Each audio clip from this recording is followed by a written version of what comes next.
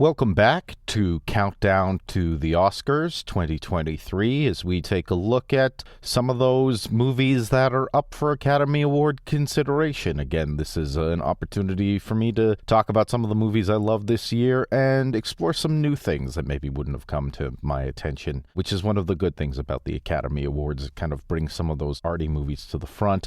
But this movie is pretty well known. It dropped on Netflix, so pretty much everybody had the opportunity to experience it, and it's All Quiet on the Western Front. This is, of course, the third iteration by my count of this, based on the popular novel, which I've read. I've also seen the previous two movies. One was from the 30s, one was from the 80s, that had Ian Holm in it significantly. So I know my way around this story, and I have to say that this movie has ruined all other World War I movies for me, just like how in Lord of the Rings, how they did epic fantasy battles better than anybody else that came before or after. This movie does that for World War I. The big thing about World War I is how dirty it was, how grimy, the mud that caked everything, the water that would fill the trenches, and everybody was getting trench foot and disease and lice just from being in these filthy, filthy conditions. And this movie nailed it. There's so many scenes where people are caked in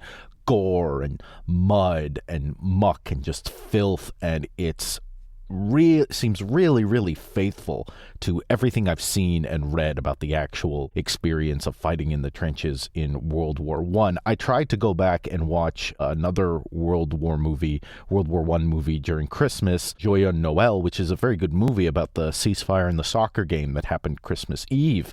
But it kind of was ruined for me. Even though it's a really well-made movie, it looks so clean by comparison. This movie is filthy.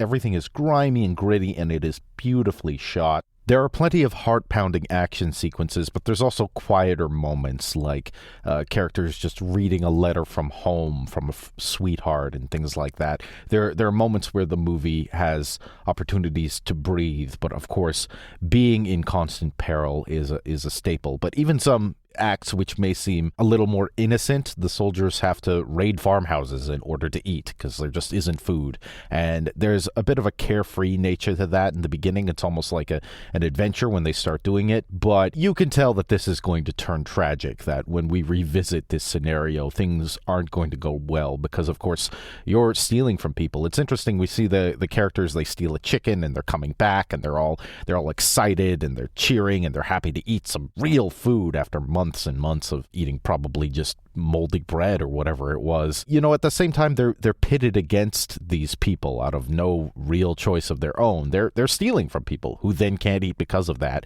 So that does end up having a very tragic turn, and there's a lot of that. You see a lot of lives of these characters just get ruined and obliterated, and you see how these young men are just destroyed by this experience. The final shot of Paul in the crowd when he's told that even though a peace has been signed, it doesn't come into effect until later that night. So they're going to make one big final push for the glory of the fatherland, even though it's a completely futile effort and the peace has technically been signed. You can see him standing there, all the color drained from his face, everything, every bit of agency in him. He's a shell of a man at that point. We see him start as a clean-cut, fresh-faced boy about to go off and prove his mettle and have his adventure, and at that point he's seen so much and he's endured so much and he's lost so much that there's just nothing left. He's resolved to his fate at that point, and it's an amazing bit of acting by Felix Kemmerer, who does a great job as Paul. You don't see a heck of a lot about Paul. We don't learn too much about him,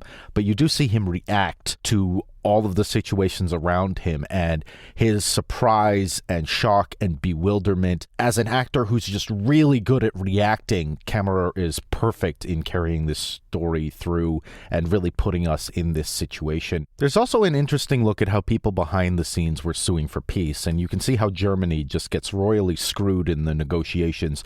In order to make a peace happen, they have to fully capitulate, really, and this and the Treaty of Versailles, which happens afterwards, ends up sowing the seeds for the horrors that would happen later, namely the Holocaust and World War II. So it's really nice to get that perspective behind it. Of course, World War one was not really a war with enemies. It was a war just full of victims, a whole bunch of people fighting because they felt they had to, because of all the socio-political circumstances that had led to that point. We have big armies, we got to use them. But it's nice to see this story actually told by Germans for once, because the book, of course, is from the point of view of a German soldier. It's nice to see them do their interpretation of this story and basically tell their own story. So that's a really nice aspect to the film. It really does put you in that space of what the horrors of these would look like. I can't believe this movie is being nominated for score, because the score is not that impressive in my opinion. Particularly, there's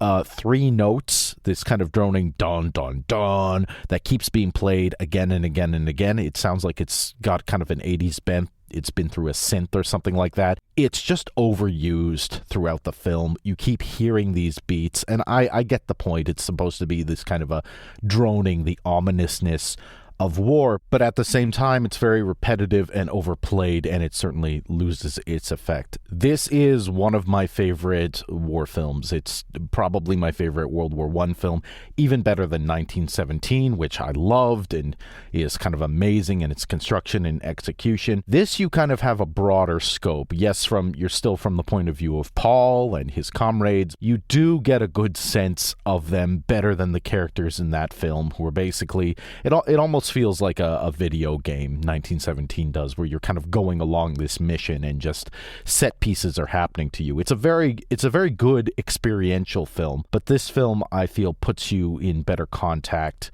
with these characters. Even though we don't know a lot about them, we can see what the war does to them, and I think that's the real takeaway from this movie. It's great. It's a fantastic movie, and if you haven't seen it already, go see it. For me, this is an A or an A-. This is an 80%. It's really, really good.